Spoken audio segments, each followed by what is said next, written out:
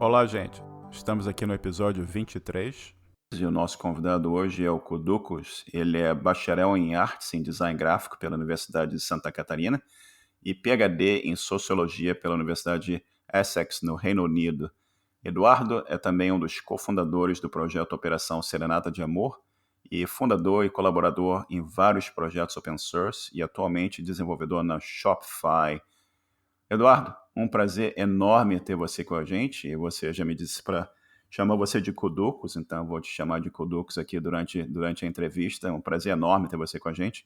E a pergunta que eu sempre faço às pessoas no começo aqui é como é que foi que você viu que computação, programação era alguma coisa que gerava interesse em você? Conta um pouquinho dessa história do teu começo, por favor. Claro, claro. Oi, Marcelo. Oi, todo mundo que está aí escutando a gente. Bom, essa pergunta ela sempre me leva a contar a boa parte da história da minha vida, assim, pelo menos uns 20, 30 anos, né? Mas vamos de pouquinho a pouquinho e focando no que talvez seja mais interessante, né? Ou pelo menos, no mínimo, para a gente começar a entender essa história, né? Eu tive o privilégio de crescer numa casa onde os meus pais eles eram desenvolvedores de software. Isso no meio da década de 80, né? Final da década de 80, começo da década de 90.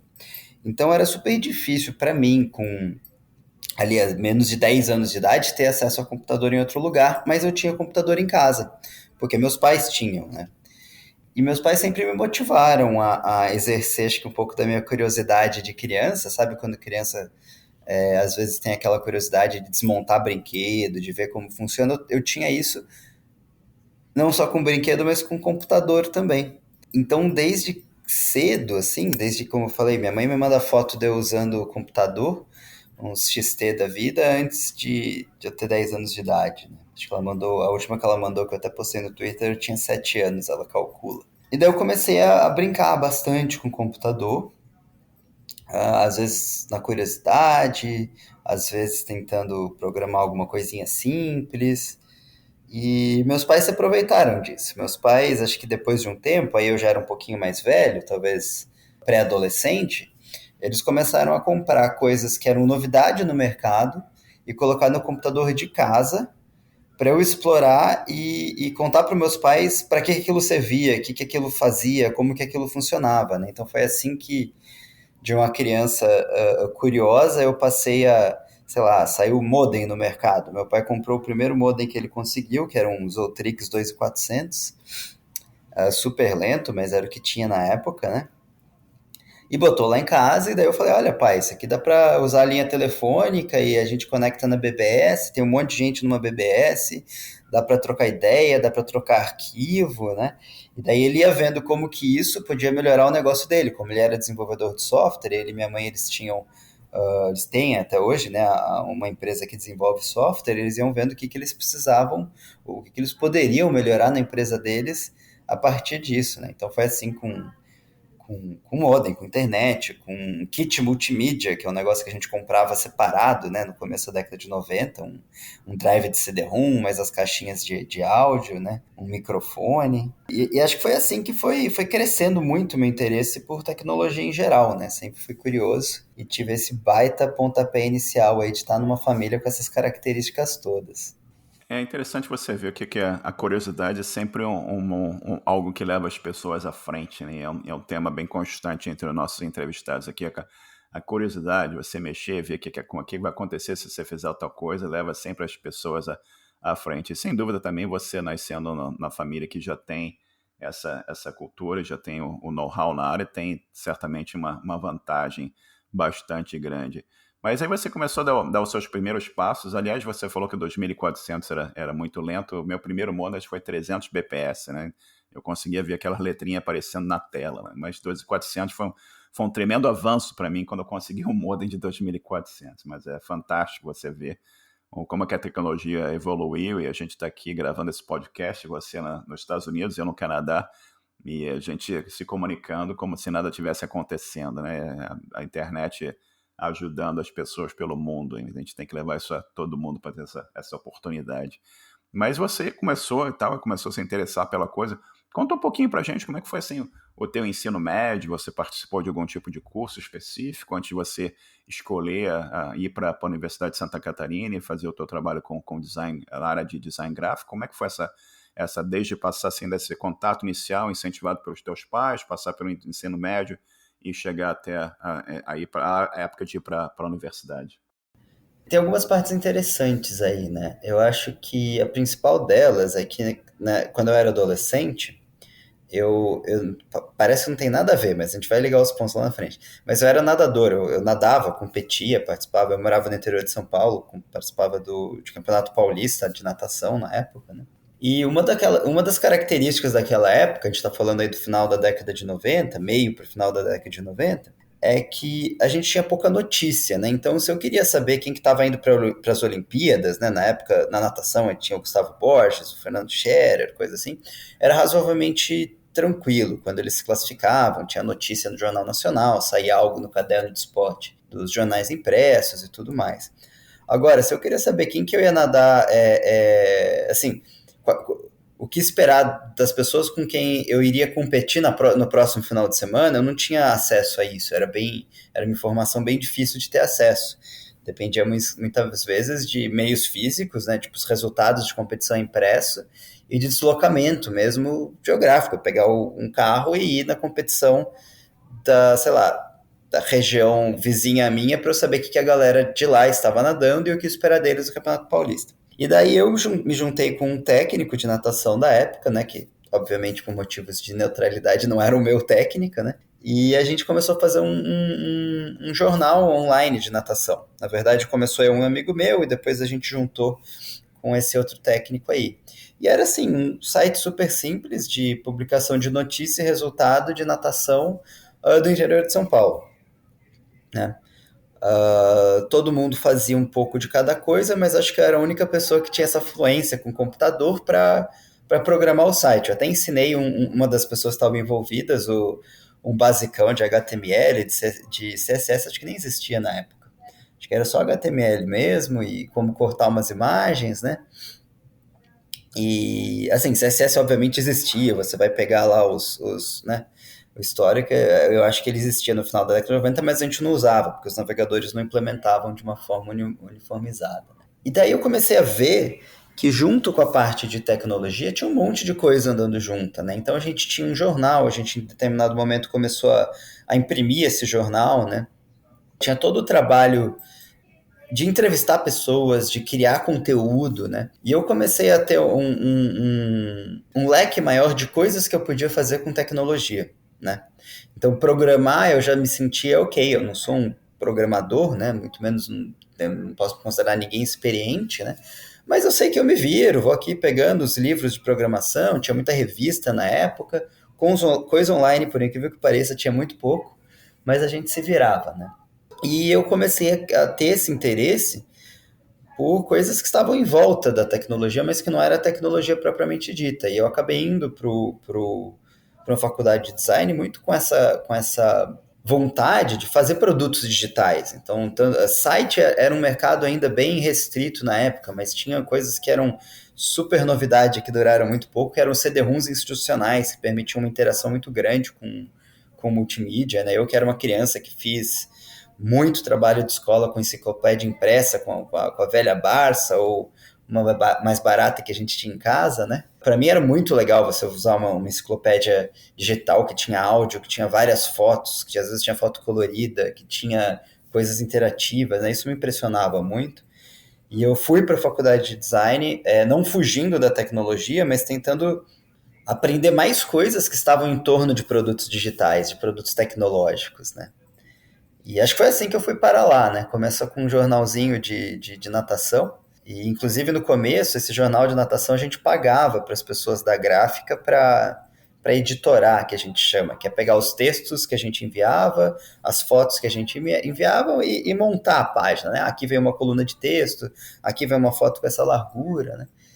E uma época a gente não tinha anunciante o suficiente para pagar esse serviço mais. Daí eu virei pro meu sócio, que era esse técnico de natação na época, e falei assim, Paulo, vem cá, Que é esses, sei lá, R$ 300 no orçamento aqui? Isso aí é editoração, aquele negócio que ele abre lá, um programa que chama CorelDRAW, e bota os textos aqui, as fotos ali, né?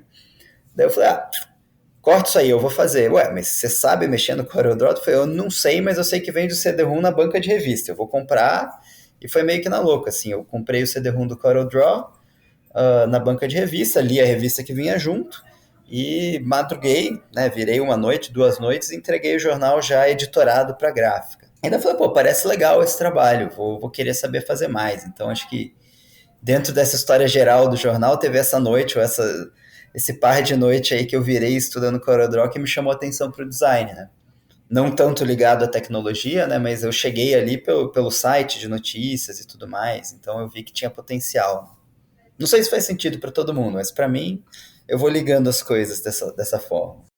Faz total sentido, né? Você começou a ter exposição a computadores, você se interessou pela multimídia, você começou uma coisa que você fazia, que era natação, começou a gerar uma oportunidade aqui de você disseminar a informação e usar a tecnologia, usar ferramentas para disseminar aquela informação. Aí você chegou aí, você entrou na Universidade de Santa Catarina e foi trabalhar fazer o curso de design na universidade, na parte gráfica, né? E explica para a gente um pouco como foi essa experiência na universidade, que tipo de informação e aprendizado essa experiência na universidade trouxe para você, como que isso já te criou uma direção na tua carreira futura?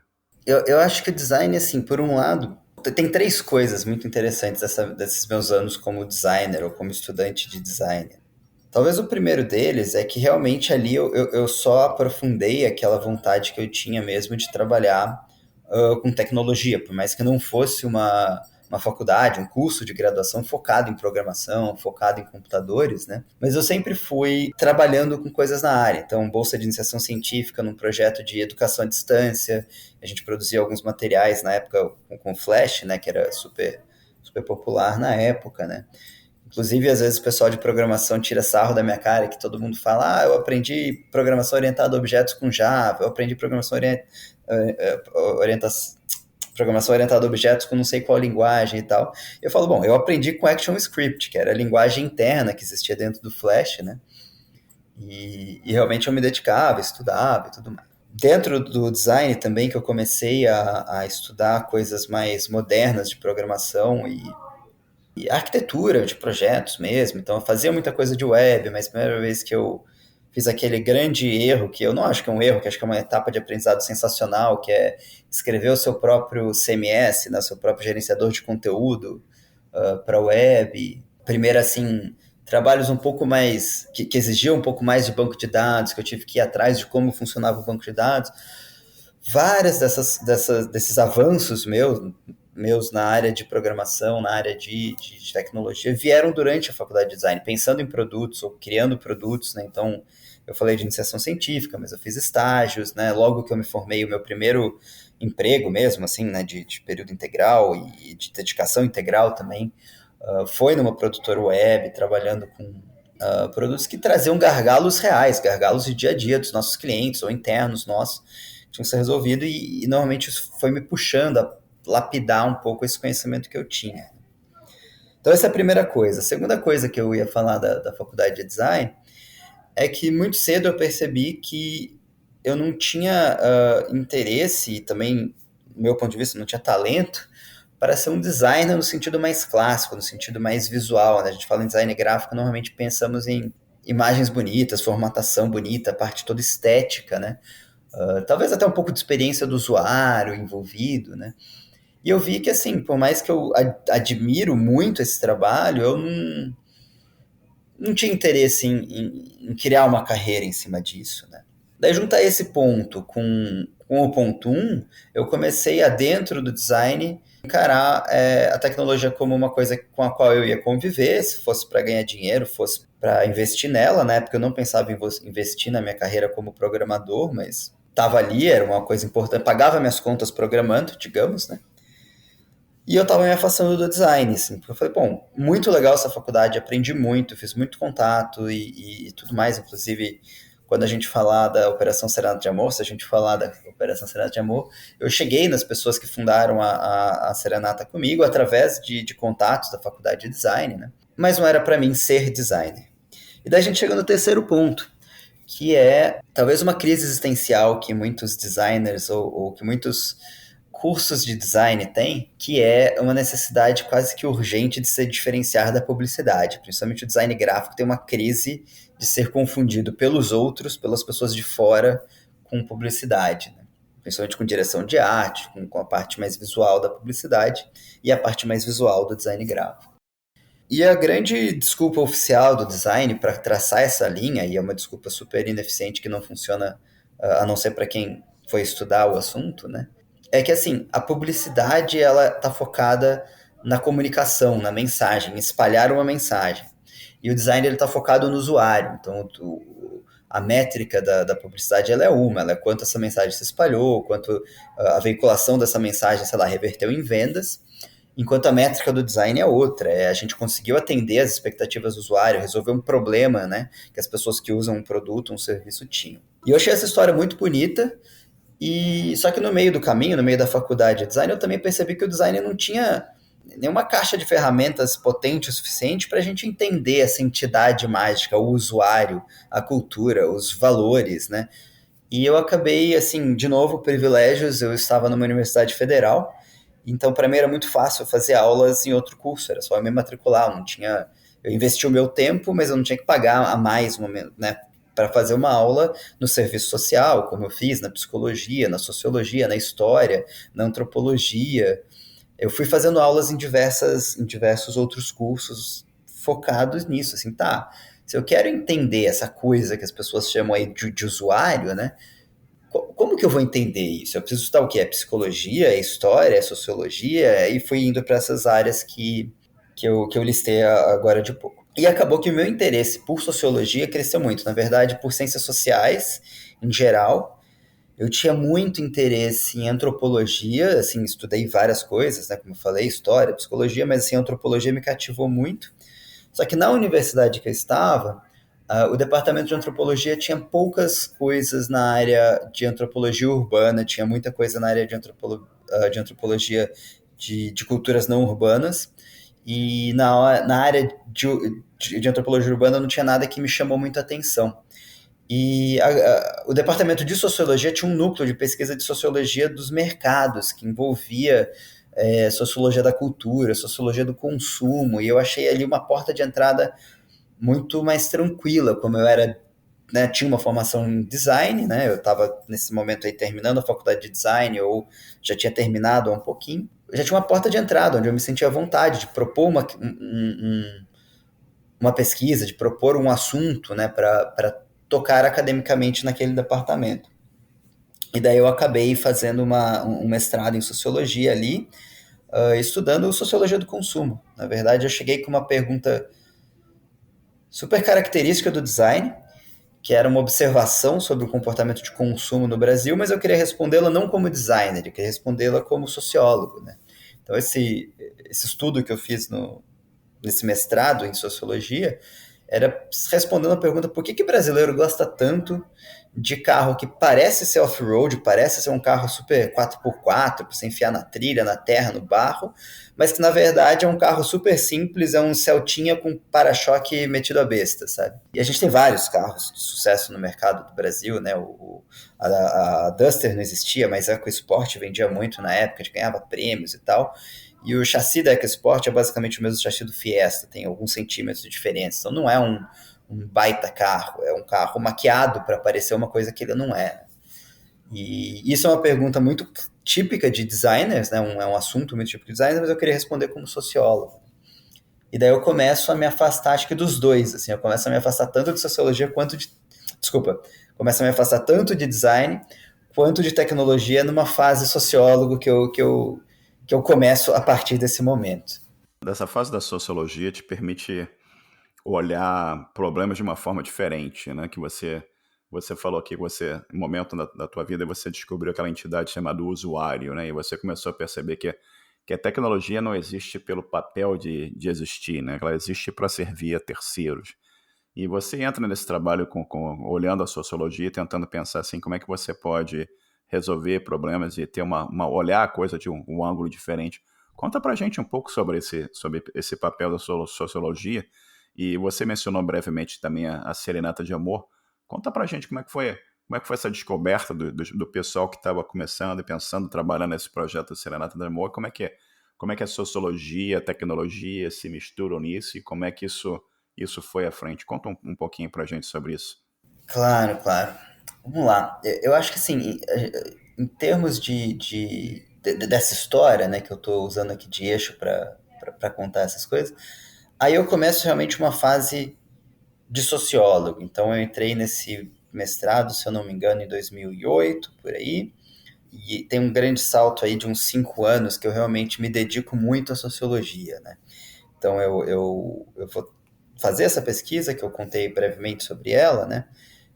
Eu vou trabalhar no mercado como sociólogo, de novo, como sociólogo falando de coisas tecnológicas. Eu trabalhava numa consultoria que os clientes, eles eram muito focados em tecnologia, então tive como cliente Panasonic, Google, Renault, mas falando de carros modernos. Tive como cliente coisas que não parecem de tecnologia, por exemplo, Natura, mas fazendo projetos de educação à distância que dependiam de uma base tecnológica. E daí eu começo a ver exatamente esse lado que me encantou no design, que era resolver problema das pessoas, entender o usuário e chegar com soluções ali, né? Só que eu começo também a ver que talvez eu não ia voltar a programar. E isso vai doer em algum momento no meu futuro, assim, porque eu estava realmente focado em resolver problemas dos outros, né? Dos outros nesse sentido de servir ao usuário, de ser... Às vezes a gente até descrevia o que a gente fazia no mercado como uma espécie de porta-voz do usuário dentro da empresa, porque a gente ia para campo, fazia pesquisas etnográficas para entender em profundidade, né, o que as pessoas estavam passando e como que os produtos daquela empresa poderiam resolver problemas que realmente existiam, né? Só que não envolvia fazer os produtos, envolvia trabalho de consultoria, envolvia você dar uma série de recomendações e eu comecei a sentir falta de botar a mão na massa e fazer coisas, né? E daí eu resolvi me afastar um pouco desse mercado, voltar, como continuava chegando conta para pagar, eu não tinha um pé de meia muito grande, falei, vou fazer um doutorado nessa área e daí eu defino o que eu quero fazer da vida, né? Na verdade, acabei fazendo um outro mestrado antes, mas aí é outra história. E no meio desse outro mestrado tem um negócio que realmente foi o primeiro grande mudança que vai me levar para essa área de tecnologia cívica, né? Que foi um ativista do meio digital, né? Que a gente chama um ativista hacker, né? Muito famoso nesse meio, que é o Aaron Swartz. Ele comete suicídio. Eu estava no meio já dessa minha segunda pós-graduação aí, né? Quando ele comete suicídio, o meu tema de pesquisa já não tinha mais nada a ver com tecnologia, né? Eu continuava ainda naquela fase de sociólogo, né? Academicamente falando. E o suicídio dele me chocou, porque ele é uma pessoa que eu acompanhava o trabalho, né, para algumas coisas que talvez muitos ouvintes conheçam, como o Creative Commons. Ele trabalhou no projeto do Creative Commons, o protocolo, a implementação de coisas do protocolo do RSS também ele trabalhou, e ele comete suicídio muito novo, se não me engano ele tinha 26 anos ou algo assim, né? Ele tinha alguns projetos de liberação de dados também muito, que eu admirava muito, achava muito genial. E daí eu viro para minha orientadora na época e falo, olha, eu vou mudar o meu tópico de pesquisa, eu vou pesquisar sobre outra coisa. E ela falou, mas como assim? E eu falei, calma, deixa eu te contar uma história. Daí eu contei um pouco da história do Aaron Swartz, falei que ele tinha se suicidado, e ele tinha se suicidado na véspera, sabe? E ela falou, caramba, que história sensacional, vamos mudar teu tema de pesquisa. Tipo, dane-se o que você estava pesquisando antes. Uma nota de rodapé nesse trabalho é que o Aaron Swartz ele programava muito em Python. E eu, assim, sabia que Python existia, mas eu não conhecia Python. Nunca tinha programado em Python. E daí eu falei, poxa, se um cara genial desse que eu admiro programava em Python, deve ter alguma coisa boa na linguagem, né? Ele tinha um leque de linguagens bem mais amplo que o meu, mas ele escolhia Python. Eu falei, pô, o que tem ali que ele escolhe Python? E eu comecei a aprender Python no final de semana. Esse momento foi de ressignificação da minha trajetória, porque eu achava que eu tinha três coisas muito isoladas, né? Que eram o interesse por programação, por tecnologia, o interesse por design e o interesse por sociologia. E daí que eu começo a juntar os três, porque eu começo a olhar para o meu objeto de pesquisa, que era a carreira do Aaron Swartz, e falo, poxa, o cara consegue fazer um pouco de tudo. Ele consegue ler o mundo de uma maneira que um sociólogo lê o mundo, de entender as tensões de poder que existem entre indivíduos e instituições na sociedade, instituições diferentes na sociedade. Ele usa a tecnologia como um meio para se expressar, um meio para se posicionar no meio dessas tensões de poder.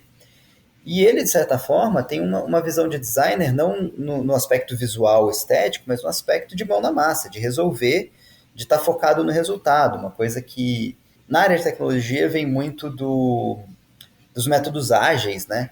Você focar no valor que você está entregando, mas isso é um discurso muito comum no design também, né? Você prototipar rápido, você fazer interações com os usuários, com testes e aprimorar a partir disso, isso tudo já era familiar para mim do design.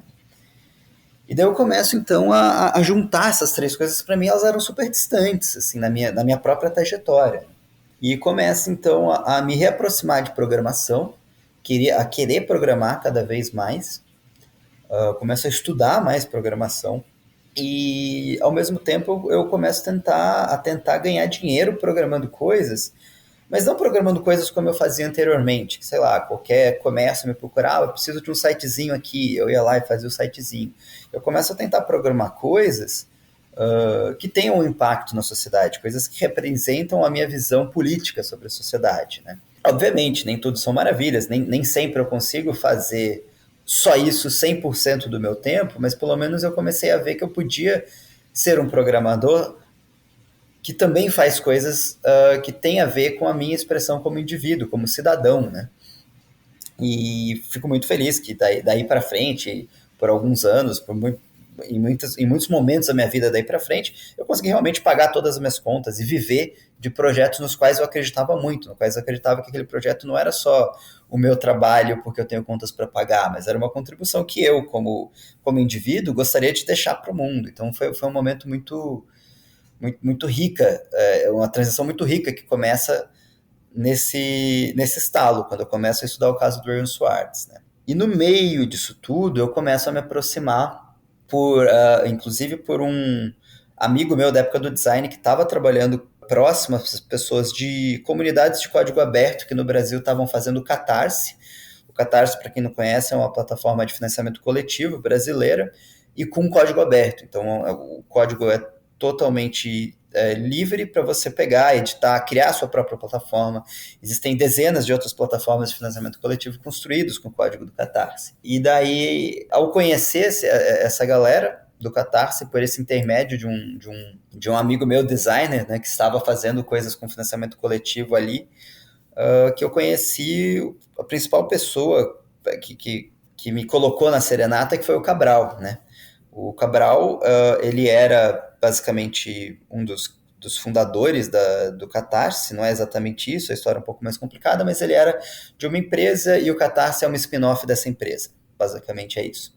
Então ele acompanhou toda essa história, foi uma das primeiras pessoas a trabalharem no Catarse. E através desse mesmo grupo de amigos, através do Cabral, eu conheci o Írio, e o Írio é a pessoa que idealizou a Serenata, né? Então, depois já de uns anos, a gente já tinha alguma amizade, né? Eu e o Cabral. O Írio eu conhecia, mas não era, assim, amigo, né? Eu conhecia, às vezes tinha liberdade para se falar, mas não era, assim, um amigo próximo, né? E daí um dia o Cabral me chama e fala, cara, o Írio tá com umas ideias muito boas.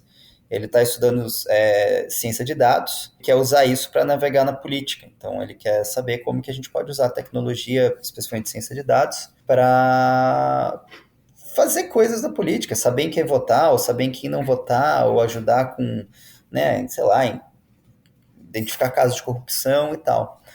E a gente achou, obviamente, a ideia genial, o Cabral já tinha achado, eu também achei, e daí a gente começa a pensar no que viria a ser a Serenata, né? Então, como formatar essa ideia que ela era bem exploratória num produto, seja tanto na parte de comunicação, mas na parte também de quais spots a gente explora para identificar a viabilidade disso e tudo mais, né? Então é um pouco assim que começa a história da Serenata, né? E é interessante você ver como as coisas vão acontecendo também, né? E os eventos aleatórios acabam gerando um caminho na vida da pessoa.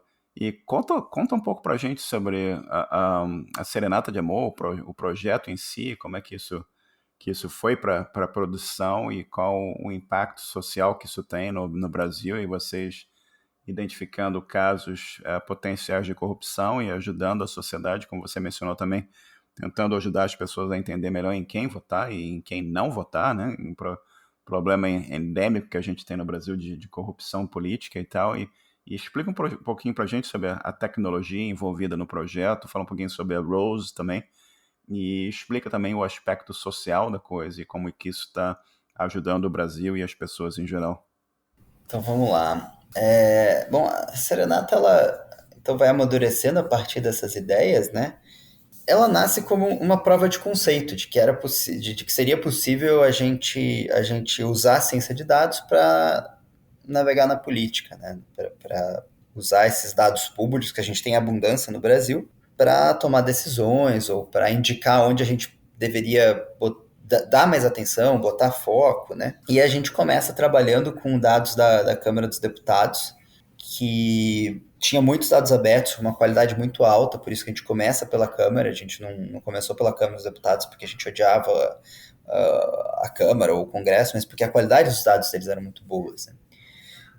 A qualidade era muito boa, desculpa. E a gente cria um modelo de financiamento coletivo no Catarse, que já apareceu aqui na história antes, falando o seguinte, olha, a gente quer criar essa prova de conceito, a gente, para fazer isso, precisa de uma equipe de mais ou menos aí de 6 a 8 pessoas, trabalhando full time por 2 meses. E para a gente poder contratar essas pessoas e sermos nós mesmos, né, nós fundadores, criadores, sei lá, a gente precisa de 60 mil reais, se não me engano, era o que a gente tinha feito lá. Tinha, obviamente, muito mais detalhes do que isso, né? E a gente não sabia exatamente como que a gente ia fazer. Então a gente bota essa campanha no ar para arrecadar dinheiro e a gente poder realmente se dedicar, porque isso é importante. Acho que a gente fala muito de pet project, né, que são aqueles projetos que a gente faz no nosso tempo livre, porque a gente tem interesse, porque a gente gosta do assunto, ou porque a gente está resolvendo um problema pessoal nosso. Eu preciso, sei lá, arrumar as finanças da minha casa, então vou fazer aqui um sisteminha que eu e quem mais mora comigo consegue jogar.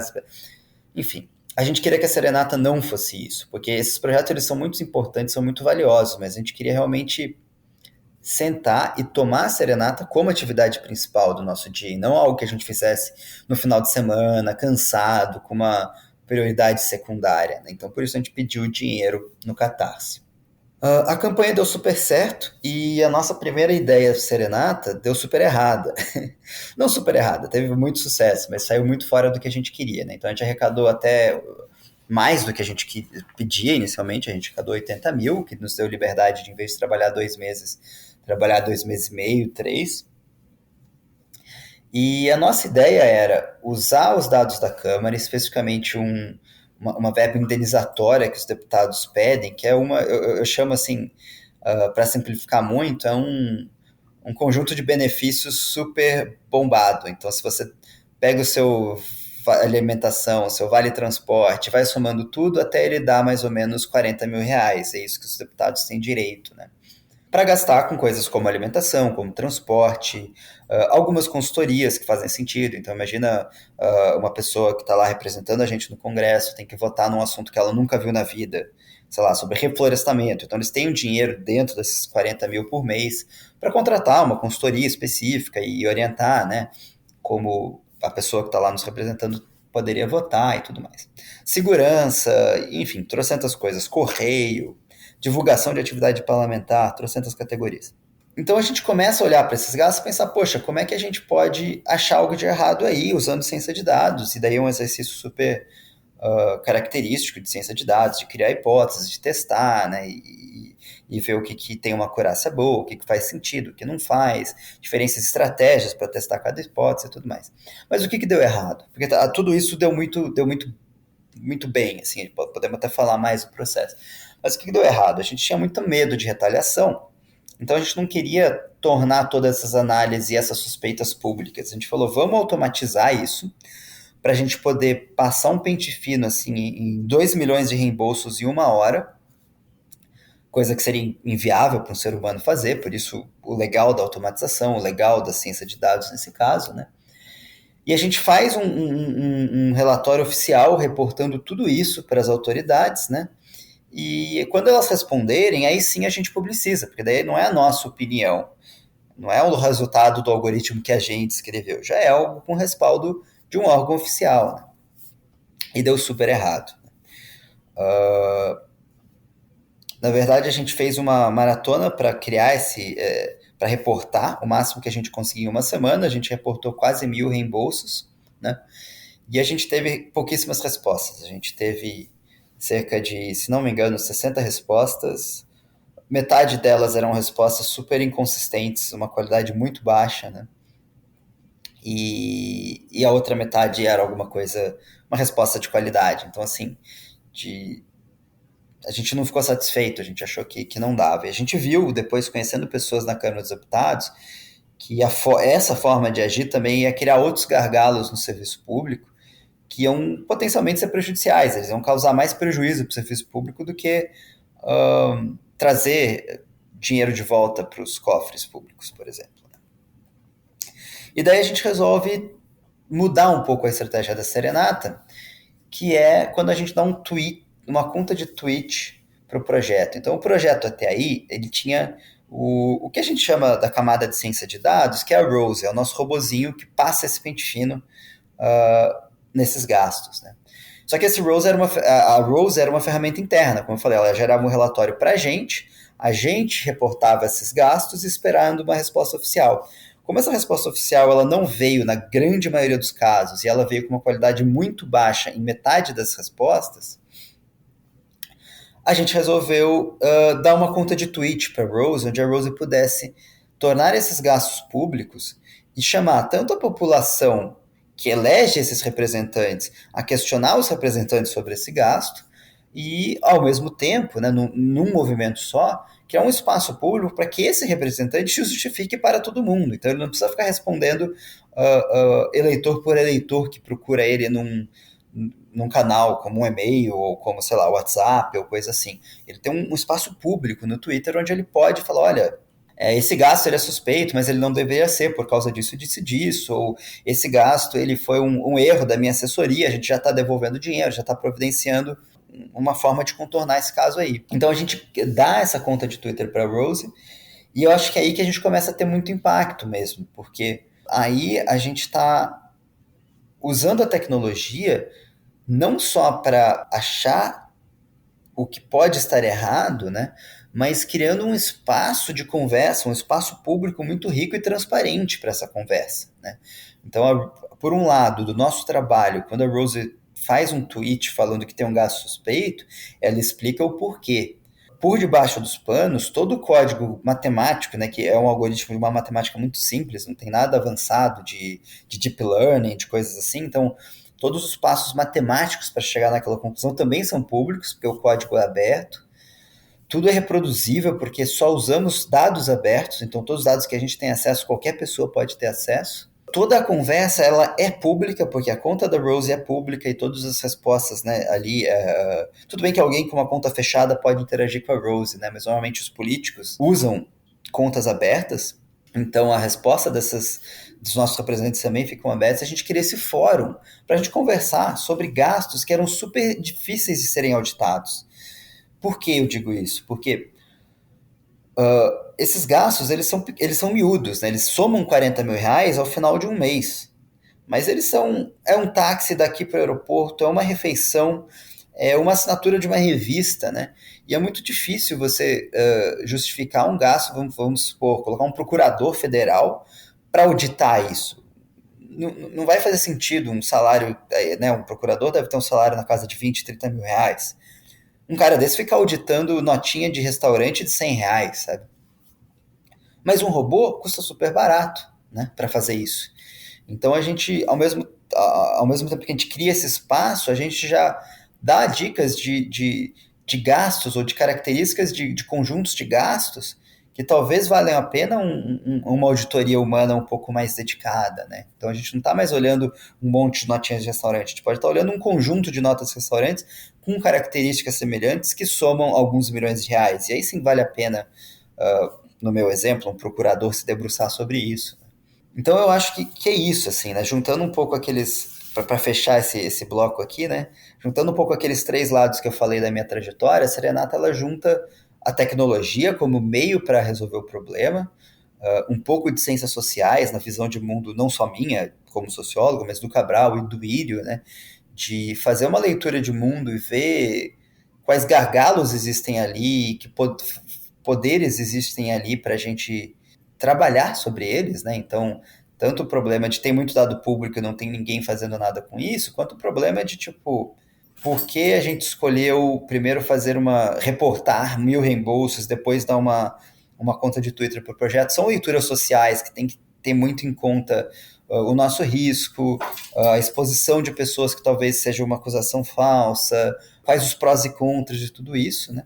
E, obviamente, o lado designer como alguém que entrega um protótipo e que evolui esse protótipo ao longo do tempo, né? Que vai lapidando a solução ao longo do tempo, e não que vai chegar com um conceito pronto que os usuários têm que se adaptar a ele, né?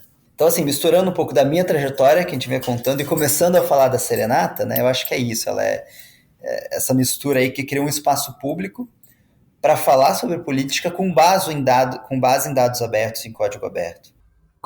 Conta um pouquinho para a gente sobre a importância Você mencionou que tudo código aberto, tudo é disponível para quem quiser ver. Conta um pouquinho sobre a importância dessa transparência, que não necessariamente é algo tecnológico, mas é algo que é viabilizado através da tecnologia. Mas conta da importância disso, do papel social que isso tem para validar também o trabalho que está sendo feito, por favor. Claro, claro. Eu acho que uma boa forma de contar é uma história real. Eu não tenho aqui, né, os links para esses tweets, nem sei se esses tweets existem ainda, né? Mas uma vez, uma pessoa no Twitter que eu não conheço, mas na descrição dela dizia que ela era estudante ou especialista em segurança da informação, então da área de tecnologia, de TI, né? Uma pessoa que eu posso presumir que conhece de código, né? Essa pessoa faz uma crítica ao projeto, à Operação Serenata de Amor, né? Ela fala, eu não lembro as palavras que essa pessoa usou, mas ela fala que o projeto ele tinha um viés muito grande, porque as pessoas envolvidas no projeto eram de esquerda. E daí ele fala que, se não me engano, ele fala que eu defendi o Haddad no segundo turno, entre Haddad e Bolsonaro, que é um fato, é público, nunca escondi essa minha escolha no segundo turno. Talvez ele tenha falado que eu trabalhasse no Banco Mundial, que na cabeça dele era uma instituição esquerdista. E ele fala da Yasu também. A Yasu Odara é uma pessoa que a gente convidou para ser CEO da Serenata. Ela foi CEO da Serenata de Amor por uns 6 meses. Né? E também ele pinça algumas coisas da trajetória da Yasu para falar que ela era esquerdista. Né? E foi muito interessante a resposta, porque não só eu, ou a Yasu, ou as pessoas envolvidas no projeto diretamente, mas a comunidade do projeto respondeu para essa pessoa falando, olha, a tua crítica não tem fundamento algum, a não ser que você, especialista em TI, ou estudante de TI, já não lembro, nos aponte onde e como o código deles expressa o viés pessoal deles, né?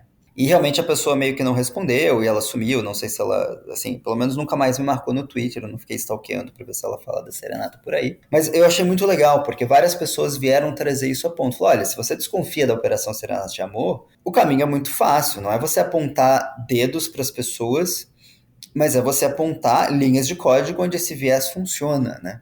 Onde esse viés é implementado. Então, se eu gosto de X ou Y, eu posso fazer um código que faz o contrário de X ou Y. Tecnicamente, isso é possível, né?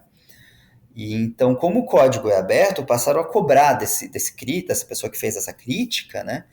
Que ela se posicionasse, principalmente porque no perfil dela do Twitter dizia que ela era da área de tecnologia. E ela não conseguiu articular uma resposta para isso, né? E além do mais, é importante que os dados também sejam abertos, porque se a gente usa um código que ele é aberto, mas que ele depende de dados que nem todo mundo tem acesso, ninguém pode provar que o resultado que a gente chegou corresponde ao resultado daquele código, porque ninguém tem o mesmo input que a gente teve, né? Sair com o mesmo output, dado que o código é o mesmo. Então, a gente tomou algumas decisões na Serenata. Tem até uma história engraçada, que uma vez a gente estava explorando uma hipótese de que talvez, como no Brasil, grosso modo, cafetinagem é proibida, então, digamos, essas casas de alta rotatividade de entretenimento adulto, normalmente tem CNPJ de coisas aleatórias, de restaurante, posto de gasolina, casa de show, coisa assim, né? E a gente falou, pô, será que tem algum deputado que está indo no puteiro e pedindo reembolso como combustível, como restaurante, que são coisas que são reembolsáveis, né? E a gente começou a explorar essa hipótese. Em determinado momento, a gente queria saber como identificar, dado um CNPJ, né? Se a gente tinha como algum indício de que aquele CNPJ era um CNPJ maquiado de um puteiro. E chega uma contribuição anônima pelo GitHub, uma conta falsa no sentido que era a gente chama de burning account, aquela conta que claramente a pessoa abriu a conta para fazer algo e excluir a conta na sequência, né?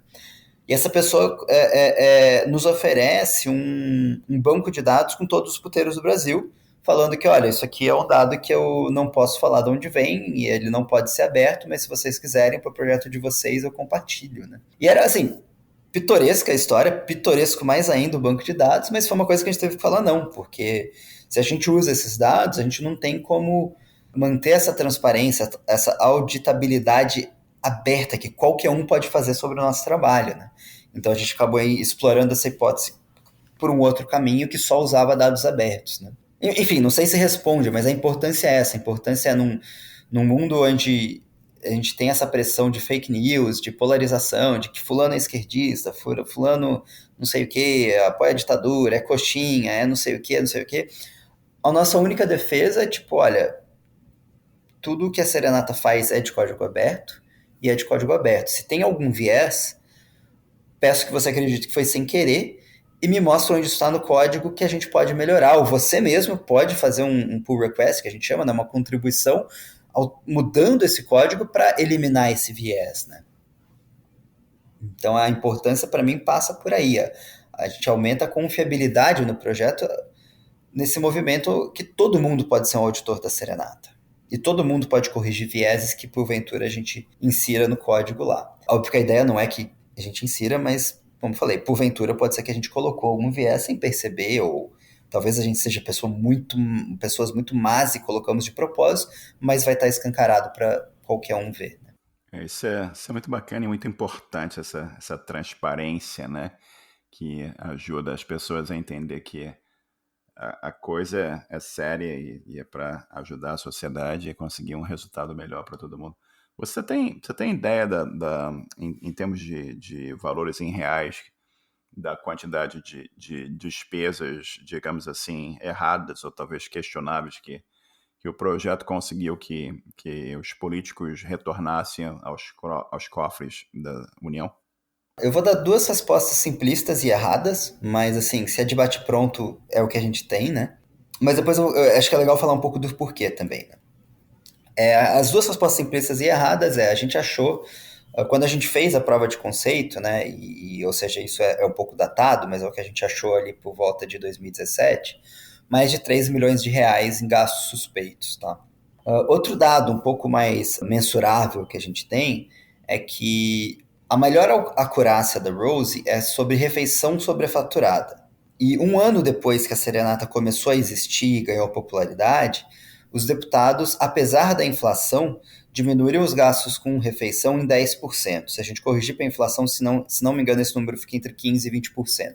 Então, assim, isso é o que a gente tem de duro, obviamente. O primeiro dado ele é errado por dois motivos. Um, porque ele é datado, e dois, porque eu estou falando de gastos suspeitos e podem ter falsos positivos ali, né?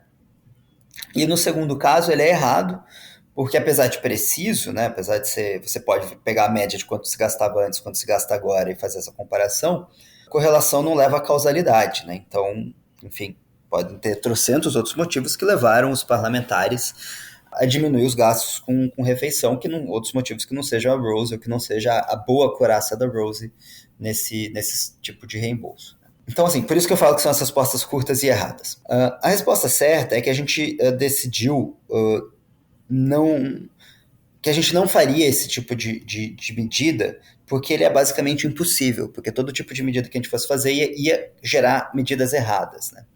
Então, o que acontece? Quando tem aquela falha na serenata, que eu falo que a gente denunciou 1.000 reembolsos e a resposta oficial foi pobre, e a gente resolve dar uma conta de tweet para a Rose, a gente perde a condição de saber qual o efeito que um tweet da Rose tem. Então, a gente não sabe se aquele tweet da Rose teve alcance, se as pessoas deram RT, se aquilo chegou no deputado, se o deputado devolveu o dinheiro, né? E meio que não tem como. A gente viu que aí a gente estava levando para um alcance orgânico que é super é quase impossível de medir. Então tinha gente que tirava print do tweet e mandava por e-mail para o deputado pedia desculpa, devolvia dinheiro, respondia por e-mail da pessoa e a pessoa mandava o print do e-mail que ela recebeu para a gente ficava super feliz. Só que se essa pessoa não mandasse esse e-mail, essa mesma história poderia ter acontecido e a gente nem ficaria sabendo. Tem gente que fazia isso pelo Facebook do representante. Tem gente que fazia isso, sei lá, através de alguém da assessoria do candidato, desculpa, do parlamentar.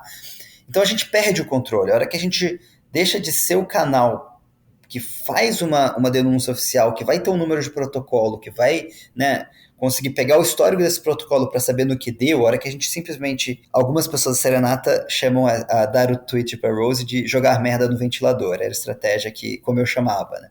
Então, quando a gente assume jogar a merda no ventilador, a gente perde o controle sobre a merda. A gente não sabe para onde essa merda vai voar. E a gente não sabe, inclusive, se ela é um falso positivo. E eu, pessoalmente, já peguei casos da Rose que eram falsos positivos e já fui, digamos, como fundador lá no Twitch, falar, gente, eu acho que isso aqui é um falso positivo. Obviamente, eu vou puxar a sardinha e falar, olha, a Rose às vezes erra, ela tem uma acurácia de mais de 90%, mas quer dizer que, né, de vez em quando vai errar. E acho que esse é um desses casos. Então, assim, eu acho que o impacto tá por aí, assim, acho que tem alguns números que dá um pouco da noção, mas eles são todos errados por essa estratégia que a gente tomou, de realmente vamos assumir que a coisa orgânica vai tomar conta desse controle social, né, dessa accountability, que é um termo super difícil de traduzir do inglês, mas que em certos contextos pode ser traduzido como controle social. Esse controle social orgânico ele é mais efetivo do que o controle restrito que a gente teria se a gente tomasse partido das denúncias, né? Ele é mais efetivo, mas a gente não consegue também gerar dados sobre isso. Então, talvez seja uma hipótese só que ele seja mais efetivo. Entendi, obrigado. E é muito, muito interessante você ver toda a tecnologia sendo posta para uso do bem social, no final das contas, né? E você mencionou 3 milhões de reais, é uma quantia bem significativa aí, sendo identificada como potencial problema, né? E mudando um pouco aqui o assunto, saindo um pouco do Serenata de Amor e contando um pouco mais sobre a tua carreira, um momento aí você vai para Washington, né? E você vai trabalhar para o World Bank. E conta pra gente um pouco sobre como apareceu essa oportunidade, o que o World Bank faz e como foi o teu trabalho lá. Você já está na parte de transição, saindo aqui do World Bank para o Shopify, mas conta um pouquinho aí como foi a história de apareceu essa oportunidade para o World Bank e o trabalho que você realizou por lá também, por favor. Claro. Bom, a Serenata ela acabou me dando bastante visibilidade e também estava alinhada naquele momento que eu voltei a me dedicar a estudar tecnologia, programação, né? E eu acabei traçando uma carreira, principalmente. A carreira foi impulsionada, mas eu já estava fazendo isso antes, já tinha alguns projetos menores que Serenata nessa área de tecnologia cívica, né? E eu acabei ganhando muita experiência com projetos de tecnologia cívica, trabalhando próximo a ONGs, às vezes até próximo a mercados privados, né, empresas privadas, mas que eu acho que tem um impacto social significativo, né? Então, eu trabalhei, por exemplo, para a Jus Brasil, né, por pouco tempo, mas eu acho muito legal o trabalho que eles fazem, tem vários impactos sociais que eu acho super relevantes. E nesse momento, então, eu já estava aí passando o bastão da Serenata para outra fase. Então, a Serenata hoje ela faz parte de uma ONG, eu estava no momento já de transição saindo dessa ONG para que o Serenata tivesse uma vida sem depender de mim, né? Fico muito feliz que tem. O Banco Mundial estava contratando uma pessoa que precisava saber de algumas coisas, né? E o foco era muito tecnologia cívica, que era esse caminho que eu vinha traçando há algum tempo, né? Então, tinha uma vaga no Banco Mundial que ia responder a dois departamentos super distintos. Um deles era a área de governança, e governança, para quem não conhece, é um termo para, digamos, não para o ato de governar a partir do governo, mas a partir de todo mundo envolvido no ato de governar. Então, isso envolve os eleitores, envolve a sociedade civil organizada e envolve o diálogo, né? Essa tensão de forças entre diversas partes. Né? Então, não é aquela visão de governar como eu elegi fulano ou fulana e essa pessoa vai governar para mim e eu só vou meter o bedelho daqui X anos. Todo o imbróglio que acontece entre eleições, né? Talvez tenha sido uma descrição bem porca, mas para colocar aqui em um tweet seria isso que é governança. Né? Então a área de governança do Banco Mundial procurava alguém com experiência em fazer isso com tecnologia, e daí eu tinha, entre outros projetos, a Serenata no portfólio, que interessou muito a eles, né? E ao mesmo tempo o banco tinha uma unidade de métodos ágeis, que queria revolucionar como o banco faz projetos. E eu vinha, como eu falei, tem vários paralelos do design com métodos ágeis, e eu tinha experiência nos dois, né? No métodos ágeis na área de tecnologia e nessas coisas paralelas do design. Então foi uma vaga que eu fui chamado, acho que por causa dessa minha trajetória profissional, né? E eles contrataram duas pessoas para esse cargo, e a outra pessoa era a Yasodara, que eu já falei dela aqui mais cedo, né? Que a gente já tinha trabalhado junto na Serenata, e ela também tem uma carreira super rica, né, nessas áreas. Né? E daí o nosso papel no banco era um pouco duplo, assim, a gente podia dar suporte ao banco como um todo, com melhores práticas em como gerenciar projetos, quase sendo aí coaches, né, de métodos ágeis. Então, uma parte que, sinceramente, eu achava um pouco menos interessante do meu trabalho do banco era realmente estudar como os projetos do banco eram feitos, quais eram os gargalos, quais eram as pessoas, os momentos de tomada de decisão, essas coisas todas e ver o que a gente podia ensinar para eles de métodos ágeis. Então, dei, sei lá, curso de Scrum, curso de Kanban, mas não assim, coisas do zero, mas assim, moldadas para a realidade do banco. Né? A gente fazia workshops personalizados para cada time, né? E com isso, né? Às vezes até para governos que são clientes do banco, cheguei a ministrar workshops também. Né? Então, esse era um dos lados do meu trabalho no banco. E o outro era operações, era realmente meter a mão em projetos do banco. E como que é isso? Assim, o que é um projeto do banco? O Banco Mundial, por mais que seja um banco de desenvolvimento, ele continua sendo um banco no sentido que ele empresta dinheiro para as pessoas. Quem são as pessoas? Quem são os clientes? Não são indivíduos, né? Mas são governos. Né? Então, um governo, seja federal, estadual, municipal, pode pedir um dinheiro emprestado para o banco.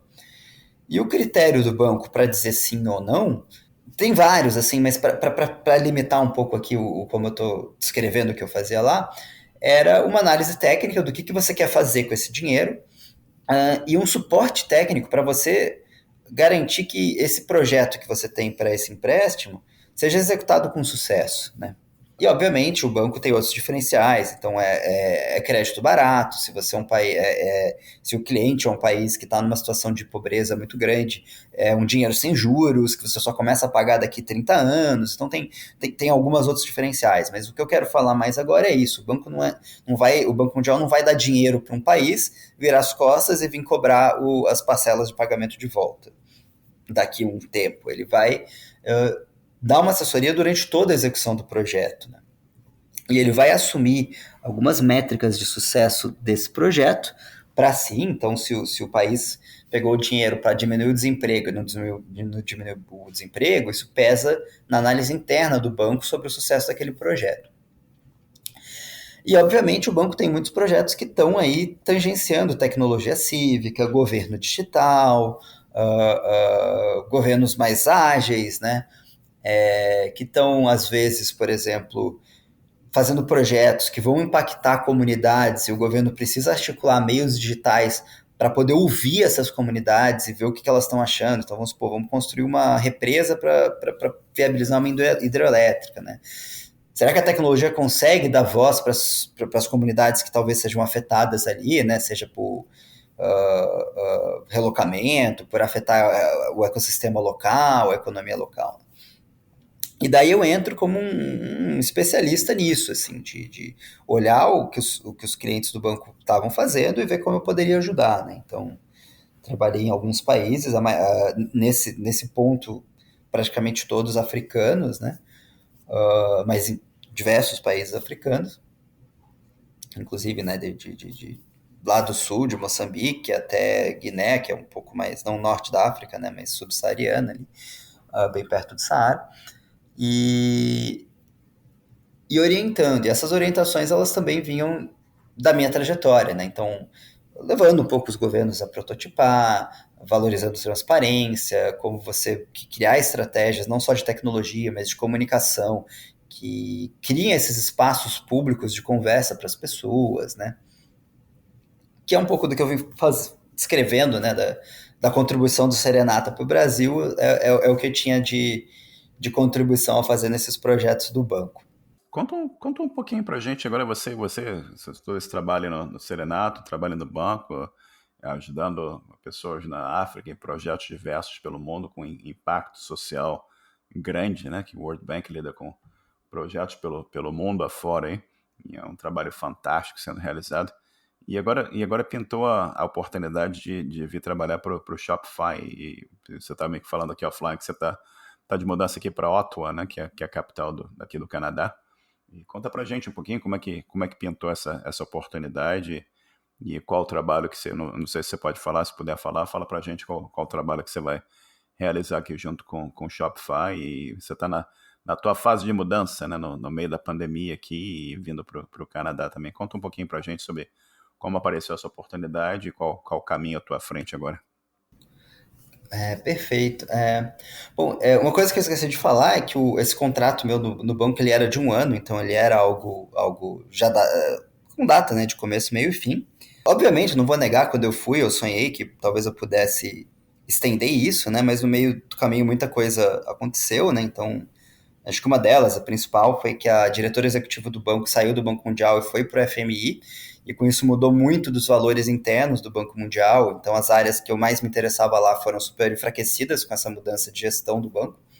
Então, fez o banco deixar de ser um ambiente tão interessante para mim quanto era quando eu entrei, né? E também, por outro lado, eu acho que tinha.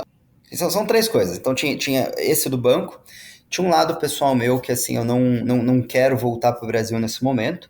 Então, eu trabalho muito com dados abertos, não só com dados do governo, mas dados de redes sociais que são abertos e tudo mais. E muita gente nesse meio tem recebido ameaça de morte depois que o governo Bolsonaro tomou posse, né? Que eu conheço, amigos próximos, né? E, de novo, correlação não leva à causalidade, de repente não tem nada a ver, mas é uma coisa que eu fico com receio, porque eu faço esse tipo de coisa e eu não me sinto seguro em estar no Brasil no momento desse. Então, por um lado, eu fui me desencantando com o Banco Mundial, por outro, eu falei, eu acho que não é a hora certa de eu voltar para o Brasil, então eu comecei a procurar outras oportunidades fora do Brasil. Né? Um pouco naquela linha do, sabe, que eu falei, de usar tecnologia para coisas que eu acredito, né?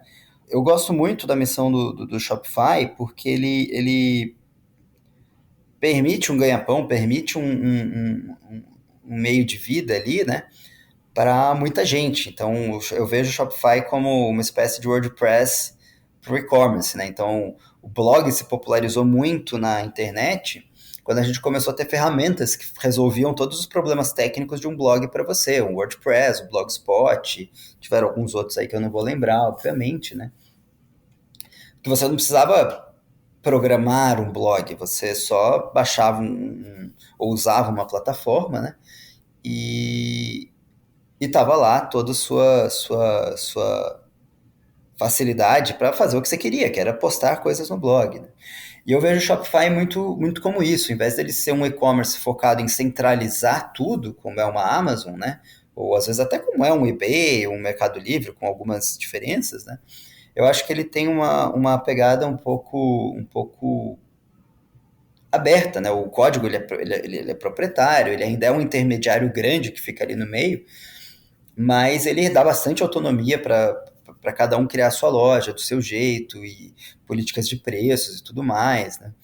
Então, assim, eu achei que, dentre as opções que eu tinha, eu estava aqui procurando um emprego, não era um emprego qualquer, porque eu só tenho cidadania brasileira, então, como eu não queria voltar ao Brasil, teria que ser um emprego que me, me apoiasse para um visto, né, um visa sponsor. Num momento que todos os esforços do terceiro setor estavam focados no Covid, né? Então tudo isso aconteceu no meio da pandemia. Daí foram poucas as vagas que eu achei em terceiro setor, em ONGs ou em até assim que eu me candidatei a algumas vagas específicas dentro da ONU ou coisas assim, Organização Mundial de Saúde, mas acabou não rolando.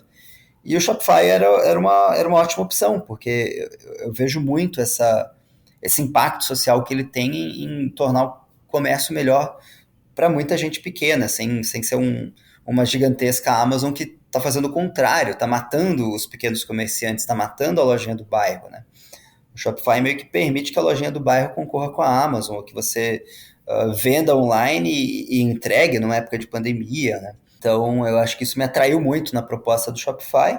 Acabei aceitando. Quando chegou a proposta, eu tinha me candidatado e eles me fizeram uma proposta de emprego, eu acabei aceitando, feliz da vida. Kuducos, olhando aqui, a gente está conversando um pouco mais de uma hora aqui. Olhando para trás aqui, você começou lá olhando o computador e tendo uma orientação, desafios com seus pais, seu pai tentando dizer para que serve esse negócio aqui, me explica e tal. E você falando, pô, isso aqui vai me permitir me conectar com pessoas, eu vou poder trocar informação aqui com o BBS e tal.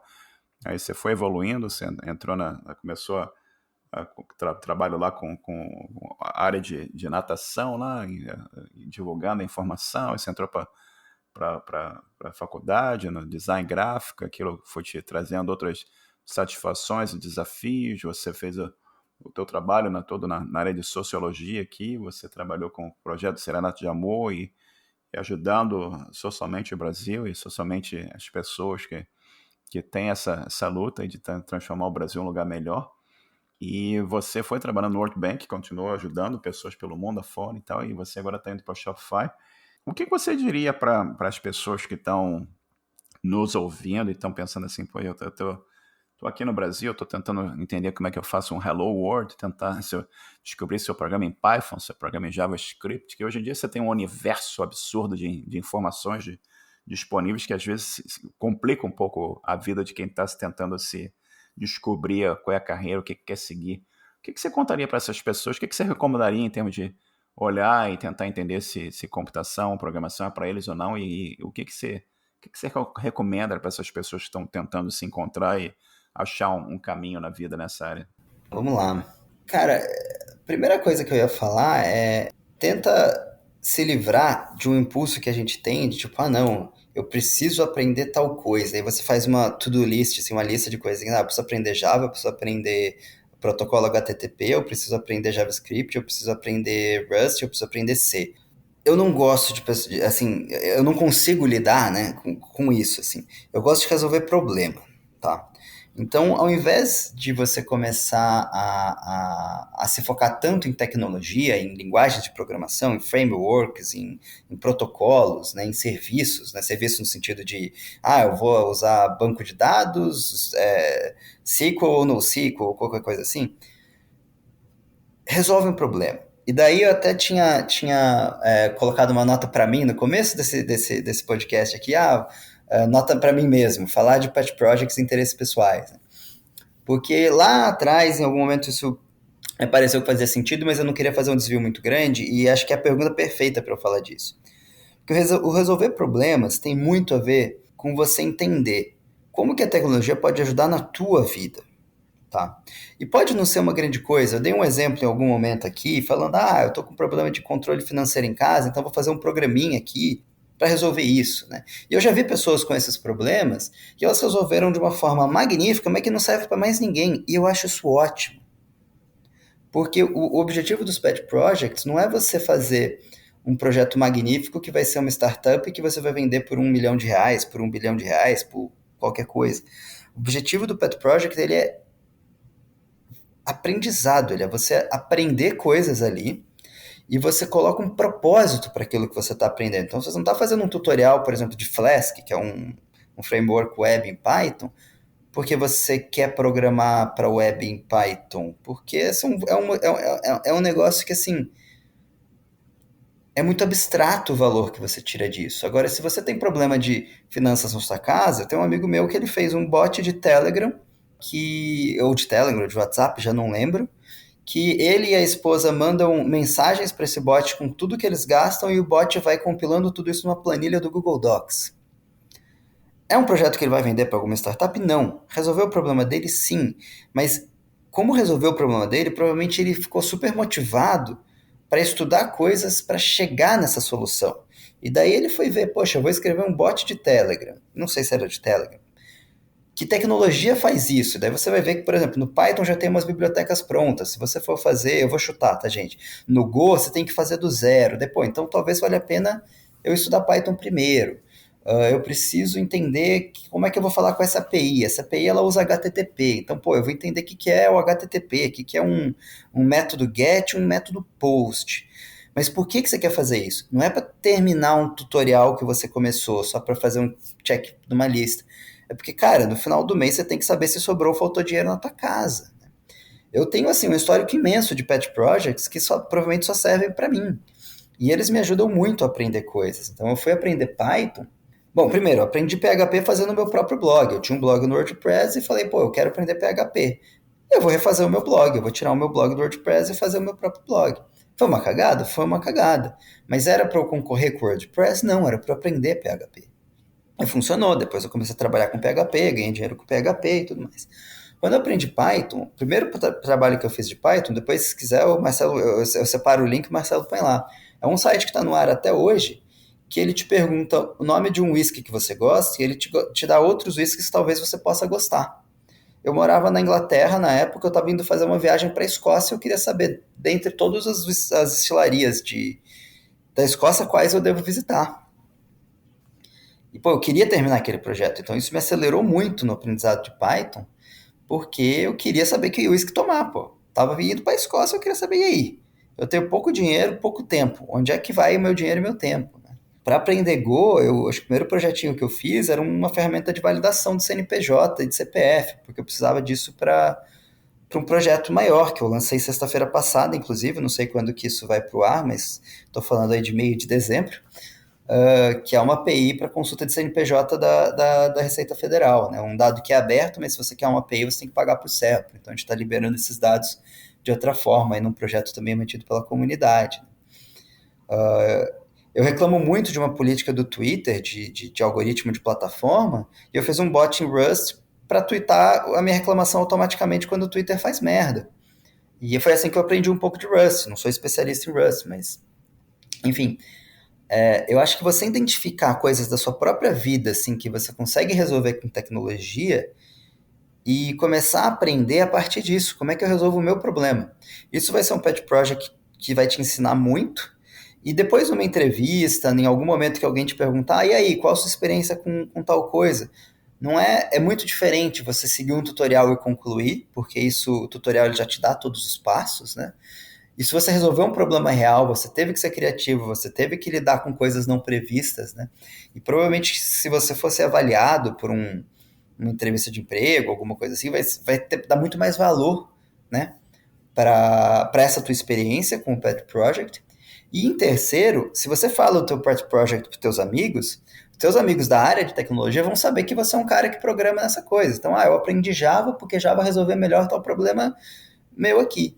Talvez um amigo que precise contratar alguém em Java vai lembrar de você. Porra, fulano fez aquele projeto lá, ele fez em Java, né? Então ele não está te contratando porque você fez um bot para você e a sua esposa mandarem os gastos para compilar uma planilha de Excel para vocês. Ele está te contratando porque você sabe tal linguagem de programação. Você provou para ele que você sabe mostrando esse projetinho que não serviu nada para o seu amigo, mas serviu apenas para dizer que você tem experiência com essa linguagem. Então, assim, eu sou muito fã desses projetos que resolvem problemas reais que a gente tem, problemas pequenos, sabe? Não é problemas para virar startups que resolvidos vão virar startups e gerar milhões. Não, isso é sobre o teu aprendizado e tua entrada no mercado de trabalho. Perfeito. A importância da experimentação e botar a mão na massa é fundamental, né?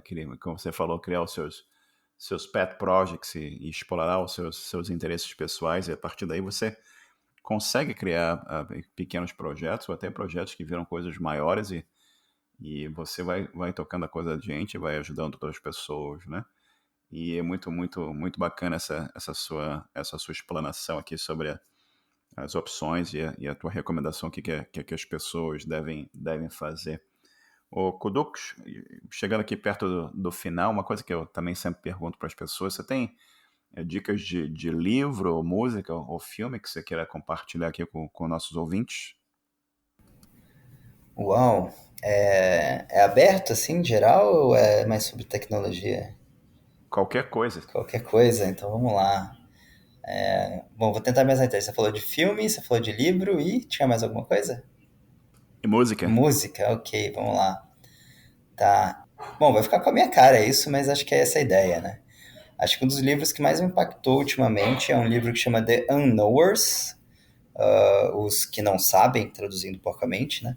Ele é um livro da Lindsay McGowey, que tem um viés muito grande na minha indicação, porque ela é minha orientadora de doutorado, mas é um livro assim que ela lançou, inclusive eu já tinha terminado o doutorado. Ele fala muito sobre ambientes onde, assim, ele é um livro zero sobre tecnologia, mas fala muito sobre o contexto onde a tecnologia está se metendo. Então ele fala sobre a desinformação, né, essas coisas de fake news que a gente chama, mas desinformação e como isso interfere no poder.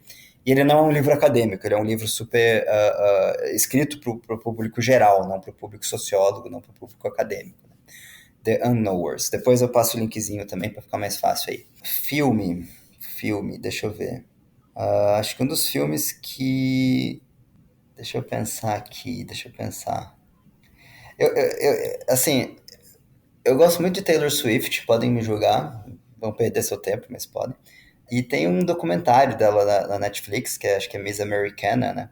E eu acho que é muito legal, porque ela conta como você lida com essa coisa de você se expressar, de você expressar as suas crenças políticas, seus valores políticos, né? Como você lida com isso em público, como você tem que se reinventar toda hora e tudo mais. Então ela fala do começo de carreira dela, ela sofre alguns, não sei se traumas, né? Mas vamos botar aspas no traumas aqui, seguir com traumas. E ela vai contando como ela, uma pessoa que a gente acha super sucedida, lida com esses dramas internos, né? E eu acho que, assim, o documentário é datado, e para quem conhece a Taylor Swift, vê o poder da voz política que ela coloca no último álbum dela, no penúltimo álbum, ou antepenúltimo álbum dela, que chama Lover, é que ela lançou 2 esse ano, eu já tô me perdendo já. É muito legal, você entende muito mais o impacto das provocações que ela tá fazendo nesse álbum, entendendo essa história. E eu gostei, não só porque eu gosto da música dela, mas porque são provocações na esfera social que eu assinaria embaixo, provavelmente, né? Livro, filme, música. Bom, e daí já falei Taylor Swift, então música, né? Escutem The Man, da Taylor Swift, vejam o clipe. Kuduk, você quer deixar alguma, além do que você mencionou aqui, você vai me mandar um link aqui sobre o livro, e você tem a Serenata de Amor, e se puder mandar outros links para mim para eu publicar aqui nas notas do podcast, seria ótimo também. Mas você quer mencionar aqui alguma informação para contato? Não sei se você está usando o Twitter ainda bastante, ou algum outro contato que você queira divulgar, teu website, o que seja. Claro, eu uso bastante o Twitter. O Twitter é o meio mais fácil para entrar em contato comigo, né? Mas o meu site também deve ter outras opções lá, deve ter como entrar em contato pelo site. Então no Twitter é @kuducos, Cuducos, e o site é kuducos.me, Cuducos.me. E daí lá também dá pra entrar em contato comigo. E, gente, como diz um amigo meu, o Henrique Bastos, eu sou super promíscuo online, então não preciso ficar com vergonha de me escrever. Só mandar mensagem mesmo, eu costumo responder. Eu gosto muito de comunicação assíncrona, então só não me xingue se eu demorar 3 dias para responder. Mesmo se, sei lá, se mandar mensagem não sei, no Telegram e aparecer que eu não li a mensagem, é de propósito, eu deixei como não lida para eu lembrar que tem que responder, porque se some a bolinha da notificação, eu esqueço. Então, se alguém gostou, quiser perguntar alguma coisa, quiser puxar papo, adoro conversar, estamos aí para isso. Mais uma coisa, Durante a pandemia, eu comecei a fazer um bar virtual toda sexta-noite. Começa às 5 horas do horário do Brasil. E é um bar aberto virtual para qualquer um que quiser entrar. Então, no meu Twitter sempre eu divulgo o link é diferente a cada semana. Também podem entrar no bar e vir conversar num ambiente de boteco comigo, já que a gente, com pandemia, não tem mais eventos para a gente fazer isso presencialmente, a gente está fazendo virtual. Eu não sei como vai funcionar nesse final de ano, mas se tiver sexta-feira eu tweeto o link lá e todo mundo pode entrar. Realmente é aberto, é ambiente de boteco, não tem tema, não tem hora para acabar. É desorganizado como tem que ser um boteco. Eu vou ver se eu participo desse boteco aqui. Eu ainda não consegui participar por causa da diferença de horário para mim aqui na costa do Pacífico, né? Mas, Kudux, um prazer absurdamente enorme ter você aqui comigo nessa gravação hoje. Eu te agradeço enormemente por você compartilhar o teu conhecimento, a tua história aqui com os nossos ouvintes. Eu te agradeço também por todo o teu trabalho aqui para ajudar o Brasil de alguma forma e combater a corrupção, que é uma coisa que afeta tanto o país, né? E eu agradeço imensamente aqui pelo teu tempo e te desejo todo o sucesso do mundo na tua transição aqui para o Canadá. Um forte abraço para você, Karen. Valeu, obrigado demais. Obrigado por quem aguentou me escutar esse tempo todo. E a gente se fala online aí. Beijo pra todo mundo. Chegamos ao final de mais um episódio. Agradeço a todos a atenção e o nosso site é osprogramadores.com. Participem e até o próximo episódio. Um bom dia para todos.